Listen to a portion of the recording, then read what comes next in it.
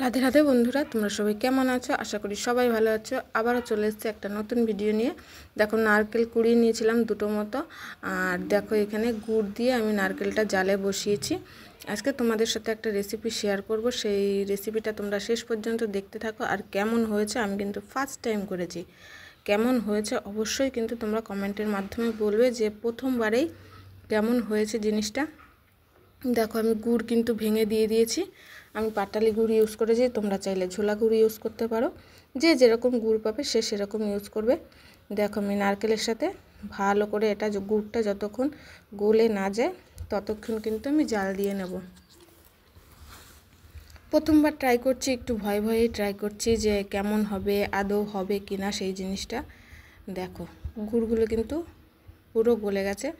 আমি ততক্ষণ এটাকে জাল দিতে থাকবো, নাড়াতে থাকবো যতক্ষণ না এটা আঠা আঠা ভাব হয়ে যায়।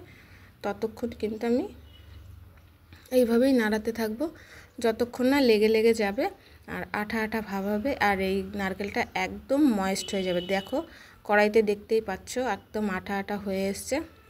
আমি কিন্তু এটা অনেকটা সময় ধরে করতে হয়। আর আঁচটা সবসময় চেষ্টা করবে যে তোমরা লোতে রাখার, কারণ বেশি আঁচ দিলে কিন্তু জিনিসটা নিচে লেগে পুড়ে যাবে। দেখো, হয়ে গেছে। ভিডিওটা আমি এইভাবে করছি কারণ আমি হাত দিয়ে ধরতে পারছিলাম না, কিছুর উপর একটা রেখে নিয়েছি। দেখো, আমি ভালো করে হাতা দিয়ে ম্যাশ করে নিচ্ছি যাতে আরও নরম হয়ে যায় আর লেগে লেগে যায় একটার সাথে একটা। সেইভাবে আমি কিন্তু হাতা দিয়ে ভালো করে চটকে নিচ্ছি।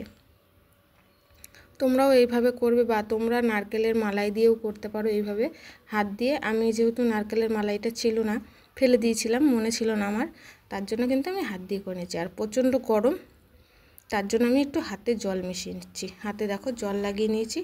এবার আস্তে আস্তে করে আমি এগুলো পাক দিয়ে নেব। দেখি কীরকমভাবে করতে পারি। আর তোমরা দেখতে থাকো শেষ পর্যন্ত যে কেমন হয়েছে। অবশ্যই কমেন্ট করতে ভুলবে না যারা এখনও পর্যন্ত। এবার আস্তে আস্তে দেখো আমি পাক দিয়ে নেবো। গরম কিন্তু আমার খুব অসুবিধা হচ্ছিল, যেহেতু গরমটা পুরো হাতে লাগছিল। তোমরাও এইভাবে করে পাক দিয়ে নেবে। দেখো, আমি গরমের জন্য আমি নাড়ুটা কিন্তু পাক দিতে পারছি না, আমি হালকা একটু ঠান্ডা করে নেবো তারপরে করব। এর মধ্যেই চলে গেছিলো কারেন্ট, যার জন্য আমি ভিডিওটা পুরো করতে পারিনি। তোমরা দেখতে পাবে যে কারেন্টটা চলে গেছে আর অনেক কিন্তু পরিমাণে তেল বের হচ্ছিল। দেখতেই পাচ্ছ পুরো হাতটা কিন্তু আমার তেল তেল হয়ে গেছে। জল কিন্তু শুকিয়ে গেছে, তারপরে কিন্তু দেখো পুরো হাতটা তেল তেল হয়ে গেছে। যারা এখনও পর্যন্ত আমার চ্যানেলটিকে, আবারও বলছি, সাবস্ক্রাইব করনি বা ফেসবুকে ফলো করনি, তারা কিন্তু অবশ্যই আমার চ্যানেলটিকে ফলো করে নেবে। নতুন নতুন এরকম ভিডিও পাওয়ার জন্য বেল আইকনটা টিপে রাখবে। দেখো, কারেন্ট চলে গেছে, বলেইছিলাম তোমাদের অন্ধকারের মধ্যে।